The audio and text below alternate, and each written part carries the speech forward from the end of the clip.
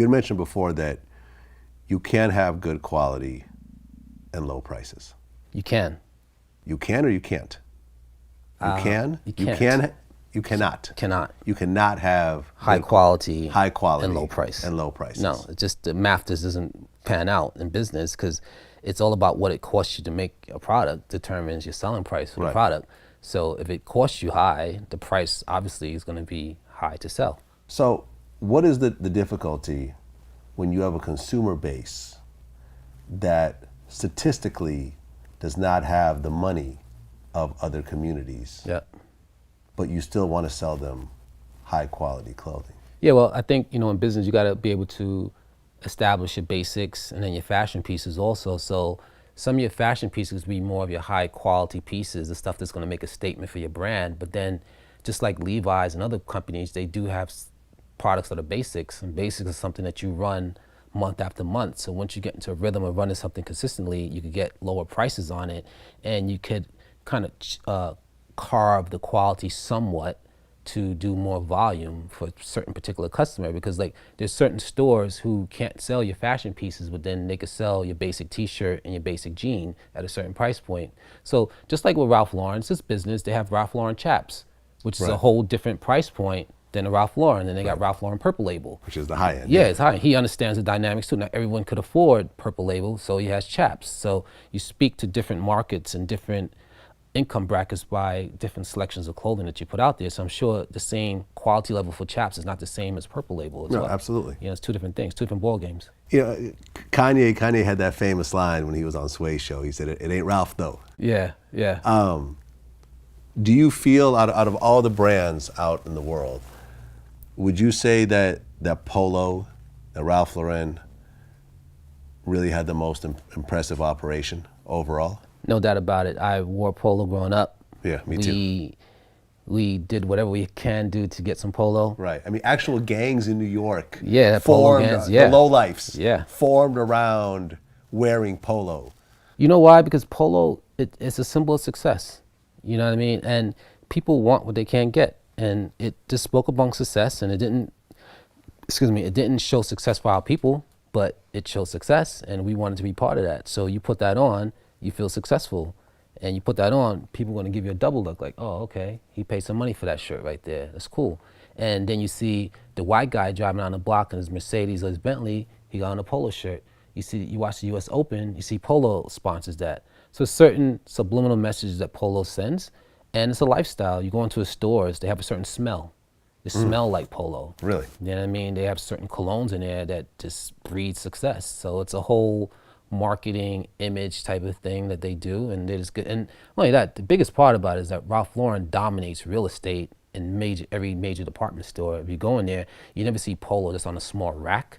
Never. You see a store within a store. Right. Do you know what I mean? So it's all visual. So how can you not want to be part of that? The visuals are there. And I feel like any mistake we might have made in the past of the days, we didn't manipulate the department store business the way we should have. We were on our way.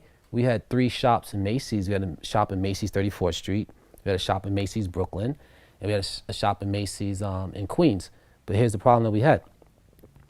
I mentioned a situation about our sales staff. When one of these guys left and went to my competitors, they took all my salespeople that was working with department stores with them. So we kind of lost that business at that time. So there's a lot of things that we didn't know as we were moving and grooving that we won't make those same errors going forward. Where do you think the Polo differs with like a Louis Vuitton or a Gucci?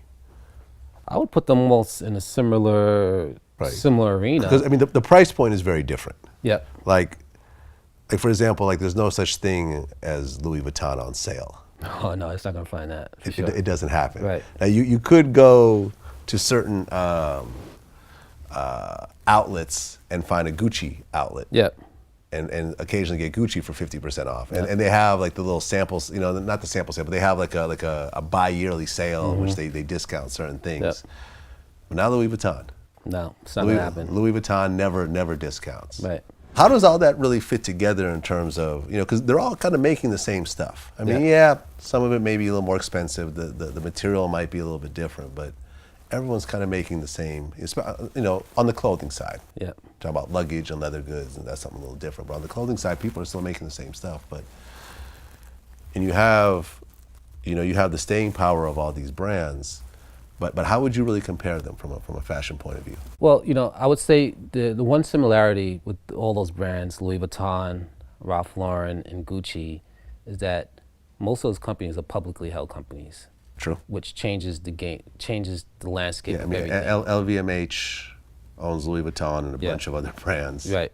Gucci is also owned by a conglomerate. Yeah, and Ralph Lauren is public. It's public, that's by itself. Right. Yeah. But what I mean by that is that you have unlimited cash resource to do whatever, however. So now you go to the biggest malls in Dubai, you're gonna find a Ralph Lauren or a Gucci store there.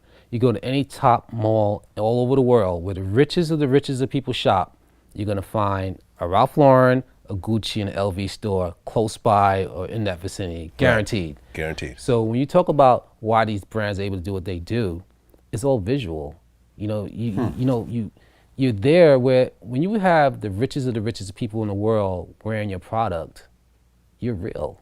Right. You're legit. You're not going anywhere. You'll never go anywhere because you're there where they shop. It's until the day comes when a streetwear brand is able to gain the same real estate like they have and become legit, have unlimited resources. Because think at the end of the day, you're just making clothing. Right. You need fabric and a pattern and stitch your name on it. Right. It's not like they're creating things like, oh my God, how they think of that? It's clothing. Right. It's not technology. No, it's not technology. It's just clothing. Although when you look at Nike, there is a technology aspect of it. Wait, with some of the shoes? Yeah. Yeah, it's technology to it, but it's not like technology anybody else can't do. It's still a factory you make the shoes in. Well, I'm not trying to dilute what they're doing, but at the same time, it's like... For example, like here's, I remember seeing an interview with Mark Parker, who's the CEO of Nike. Yeah. And what he explained, which kind of blew my mind, was, like the Nike Flyknit shoes, that's actually one piece of fabric. Okay. It's one string that they actually have a machine that basically creates this whole shoe out of one string. Like that's like futurist technology. Okay. But you're saying that's not. No, I think it's cool. No, I think it's cool. But at the end of the day, take away all the black athletes from Nike, what would they be? All the black athletes from Nike? I see where you're going with this. Where would they be? If you take where would they get all the money to get all this technology from? All this so-called technology stuff. What do you think is fueling all this? Michael Jordan. So take away everybody else. Why do you think that they're paying Harden, all these guys, these top $15, $20 million, whatever it is they're paying them? He went to Adidas. Okay. Yeah. Why do you think they're paying some of these athletes such huge numbers to wear their product?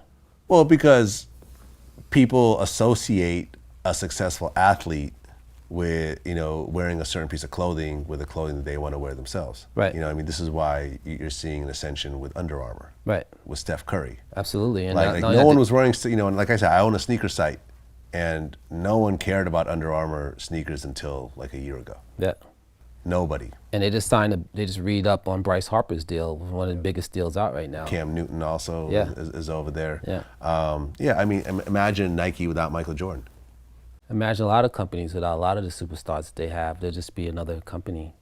And that's, so people could look at my company. Imagine Karl Kani without Biggie and Tupac. Right. Imagine Rockaware without Jay-Z. Yeah, probably wouldn't be. And I guess FUBU had LL Cool J. Yeah. Yeah, when you look at the bigger, yeah, the they big had brands, somebody attached to it. But Polo has nobody. Polo has great marketing. Polo is a marketing machine, and they've always been on top of their marketing game. And they had they had the U.S. Open. They had certain places, they've sponsored certain things that's just so legit. They have yacht weeks that Polo sponsors and, different things like that. So everyone has their own way of getting their brand out there. And Polo was established before I was born. Right. It was established in 1967. What's your take on U.S. Polo Association? That's funny, they were able to figure out a way through their attorneys to really piggyback off of Polo, and they're ganking because I see they have a store in Times Square. They have a store in Times Square, big time. Not on the outskirts of Times Square, it's in Times Square. Yeah. They were able to figure out a way to get that trademark and be able to still have Polo exist, and they both have to self-exist using the same similar image, and they Right. totally piggybacked off. And of it this. actually has the word polo in it. Yep, U.S. Polo. So And it has a polo rider And a on horse. a horse, but there was like 3 guys. Yeah. There's like 3 polo riders. and what's funny, they had a billboard in Times Square. I just left Times Square. It had like this young kid just saying, "Oh, this is Tommy so and so, the youngest polo player." Some of the stuff they had on there. So I mean, they found their niche. Good for them. Yeah, I mean, I'm sure Ralph Lauren doesn't like him too much. No, but I think Ralph's okay. I think Ralph will be okay between him and his 100 odd exotic collectible cars and everything else he got going on. I think he's gonna be all right. I feel you. So what's next for Karl Kani? Just gonna build, man. We got our shoes coming out just in New York. We're working on bringing back the Karl Kani retro boots. You know, we're just gonna have fun this time and build our business the way we want to build it and build it a strong way. You know, retail stores will probably be in our foresight sometime in 2017, 2018. In the U.S.? In the U.S. Okay. We want to take some of the same blueprint, but it's working for us in Japan. We realize retail is a risky business, but at the same time, you kind of need it nowadays because no one's able to tell your story correctly unless they come into your world. You know, you can't expect department stores to tell your story